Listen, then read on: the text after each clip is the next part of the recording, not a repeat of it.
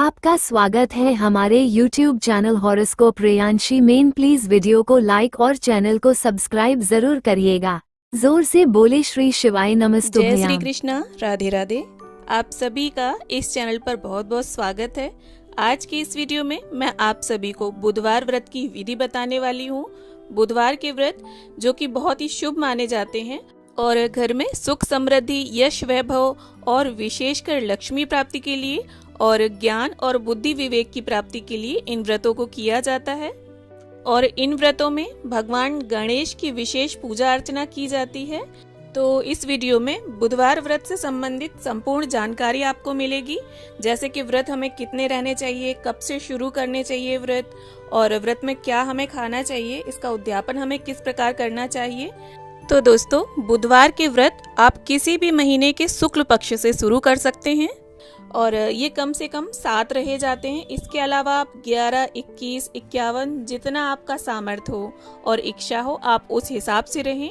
और इन व्रतों को कोई भी रह सकता है, बच्चे, बूढ़े, स्त्री, पुरुष, विवाहित, अविवाहित, और किसी भी विशिष्ट मनोरथ की पूर्ति हेतु आप इन व्रतों को धारण कर सकते हैं। और सबसे पहले जिस दिन आप व्रत रहेंगे उसी दिन आपको संकल्प लेना होगा और भगवान गणेश के सामने खड़े होकर ये प्रार्थना करनी होगी कि हे प्रभु, मैंने आपके इतने व्रतों का संकल्प उठाया है, तो मेरे ये व्रत निर्विघ्न संपन्न होने में मेरी सहायता करो।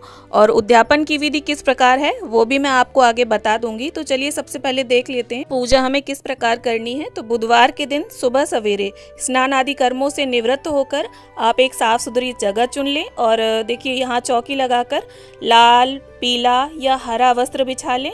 यहाँ पर मैंने लाल वस्त्र बिछाया है और अक्षतों का आसन देते हुए, आपके पास अगर फोटो है गणेश जी की तो आप वो रख लें, मूर्ति है तो वो भी रख सकते हैं।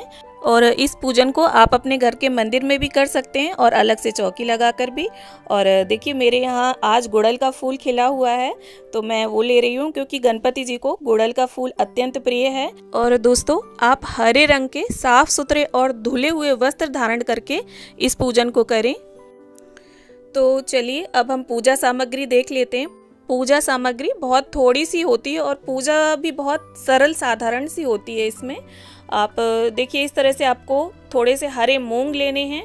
हरे मूंग आपको पूजा में ज़रूर लेने हैं साबुत।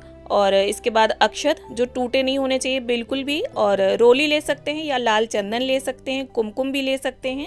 और यहाँ पर मैंने गुड़ लिया है और कुछ ऋतुफल आप ले लें। यहाँ मैंने केले लिए हैं और नारियल भी आप ज़रूर रखें पूजा में, साबुत रख लें या कटा हुआ रख लें, और धूप बत्ती और एक देसी घी का दिया। और ये गुड़हल के फूल अगर आपको मिल जाते हैं गुड़हल के फूल तो आप वो ले लें, वरना जो फूल मिल जाएं आप उनसे पूजन कर लें।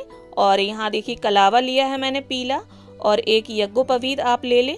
और यज्ञोपवीत अगर नहीं है तो कलावे को आप 7 बार लपेट कर उसका भाव करके गणपति जी को अर्पित कर सकते हैं। अब ये देखिए इस तरह से धूप घास आपको पूजा में ज़रूर लेनी है और आप एक बार ही ले आइए। इसके बाद 21 दिन तक आप वही दूर्वा अर्पित कर सकते हैं। मतलब 3 बुधवार आपको दूर्वा लाने की जरूरत नहीं पड़ेगी, क्योंकि देखिए जिस तरह विष्णु भगवान की पूजा में तुलसी जरूरी होती है उसी तरह गणपति जी की पूजा में दूर्वा जरूरी होती है। फिर इस तरह से देखिए हम स्नान का भाव करते हुए शुद्ध जल का छींटा दे देंगे और इसके बाद देखिए आप दीपक प्रज्वलित कर लें और इसके बाद पूजा शुरू करें, क्योंकि दिया जो होता है वो हमारी पूजा का साक्षी माना जाता है। तो इस प्रकार से देखिए धूप दीप प्रज्वलित करने के बाद अब हम दीपक का पूजन कर लेते हैं।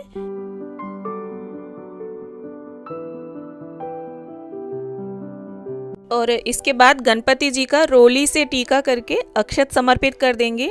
गणपति जी को आप रोली, कुमकुम, सिंदूर कुछ भी अर्पित कर सकते हैं, लाल चंदन भी अर्पित कर सकते हैं। और इसके बाद वस्त्र रूपी कलावा और जनेऊ अर्पित कर देंगे। अगर आपके पास जनेऊ ना हो तो आप कलावे को भी 7 बार लपेटकर उसे जनेऊ का भाव करते हुए अर्पित कर सकते हैं। और ये देखिए इस तरह से गुड़हल का फूल अर्पित कर देंगे हम गणपति जी को। और इसके साथ ही आप धूप घास के 11 या 21 तार लेकर अर्पित कर सकते हैं। उन्हें इस प्रकार से देखिए कलावे की मदद से आप बांधकर अर्पित कर दें। और भगवान गणपति जो हैं वो विघ्नहर्ता माने गए हैं और खासकर बुद्धि, विवेक और लक्ष्मी की प्राप्ति के लिए इनका पूजन बहुत विशेष माना जाता है। तो इस प्रकार के किसी भी मनोरथ को लेकर अगर आप इन व्रतों को करना चाहते हैं तो आप इन व्रतों को धारण कर सकते हैं। और इसके बाद देखिए इस प्रकार से हम हरी मूंग अर्पित कर देंगे। और अगर आप लक्ष्मी प्राप्ति हेतु इन व्रतों को करना चाहते हैं तो आप गणपति जी को गुड़ का भोग अवश्य लगाएं। और साथ ही देखिए नारियल का भोग भी आप लगा सकते हैं, क्योंकि वो भी गणपति जी को अत्यंत प्रिय है। और जो भी ऋतु फल हो आपके पास आप उनका भोग लगा दें। यहाँ मैंने केले का भोग लगाया है, क्योंकि केला भी भगवान गणेश को अत्यंत प्रिय है। और इसके बाद जल का भोग लगा दिया है मैंने। और जिस प्रकार विष्णु भगवान के भोग में हम तुलसी दल डालते हैं, उसी प्रकार गणपति जी के भोग में दूब घास आप जरूर डालें। और इन व्रतों में आप एक समय यानी शाम की पूजा के बाद अन्न ग्रहण कर सकते हैं। और सुबह आप चाय, पानी, दूध इस प्रकार ये चीज़ें ले सकते हैं। और इसके बाद हाथ में थोड़े से अक्षत लेकर बुधवार की अगर आपके पास कथा पुस्तिका है तो उससे आप कथा पढ़ लें। और अगर नहीं है तो आप फ़ोन पर भी सुन सकते हैं। और इसके बाद जब कथा संपन्न हो जाएगी तो ये जो हाथ के अक्षत हैं ये आप गणपति जी के समक्ष छोड़ देंगे। और इसके बाद देखिए अब हम आरती कर लेंगे धूप दीप से गणपति जी की। गणपति जी की आरती वैसे तो लगभग सभी को आती है, और अगर आपको नहीं आती है तो आप कथा पुस्तिका में भी पीछे लिखी हुई होती है, या आप फ़ोन पर भी चलाकर आरती गा सकते हैं। और दोस्तों अब मैं आपको उद्यापन के विषय में भी बता देती हूँ। अगर आपने 9 व्रतों का संकल्प लिया है तो 9वें व्रत में आप उद्यापन करेंगे, और 11 व्रत का संकल्प लिया है तो 11वें में, और 21 का लिया है तो 21वें में आप उद्यापन करेंगे। और देखिए इस प्रकार से पूजा संपन्न होने के बाद यथासंभव आप दक्षिणा जरूर निकालें। और ये दक्षिणा या तो आप हर बुधवार को दान कर सकते हैं, या ये इकट्ठी जब हो जाए और जब आप उद्यापन करेंगे तब आप ब्राह्मणों को दान कर सकते हैं। और ब्राह्मणों को देखिए आपको उद्यापन में भोजन कराना है, 5, 7, 9, 11 जितने ब्राह्मणों को आप भोजन कराएं। और भोजन कराने के बाद उन्हें यथासंभव दक्षिणा 1.25 मीटर का सूती हरे रंग का कपड़ा या एक हरे रंग का अंगोछा भी दान में दे सकते हैं। और ये जो भोग में हमने सामग्री चढ़ाई है इसमें गुड़, नारियल और ऋतुफल आप स्वयं भी ग्रहण कर सकते हैं और परिवारी जनों में भी वितरित कर सकते हैं।